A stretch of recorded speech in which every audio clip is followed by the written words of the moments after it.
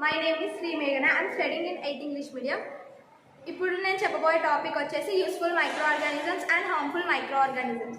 Useful micro organisms అంటే human బీయింగ్స్కి ఇంకా అట్మాస్ఫియర్కి ఎలా ఉపయోగపడతాయి ఇప్పుడు మనం తెలుసుకుందాం.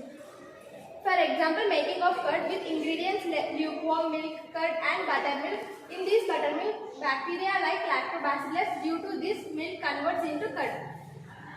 ఫర్ ఎగ్జాంపుల్, కర్డ్ ఫార్మేషన్ తీసుకుంటే మనం ఇంగ్రీడియంట్స్ ఏమేమి కలుపుతాం? ఇది గోరువెచ్చని పాలు, కర్డ్, బటర్ మిల్క్ అనేది మనం వాడతాం. ఈ బటర్ మిల్క్లో లాక్టోబాసిల్లస్ అనే బ్యాక్టీరియా ఉంటుంది. ఈ లాక్టోబాసిల్లస్ బ్యాక్టీరియా వల్లనే మిల్క్ నుంచి కర్డ్ ఫామ్ అవుతుంది. ఇప్పుడు ఇంకొక ఎగ్జాంపుల్ తీసుకుంటే, and another example is medicine.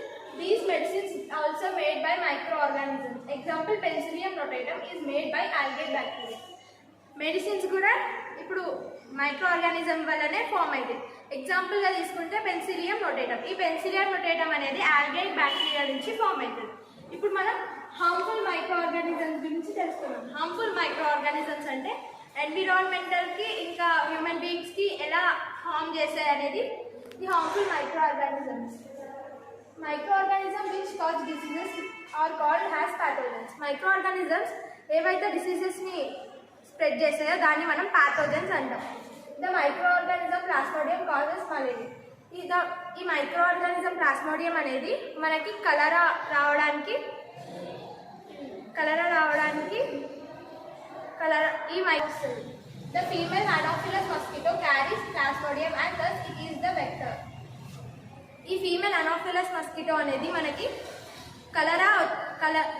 Malaria, dengue వంటి డిసీజెస్ని మనకి స్ప్రెడ్ చేస్తుంది.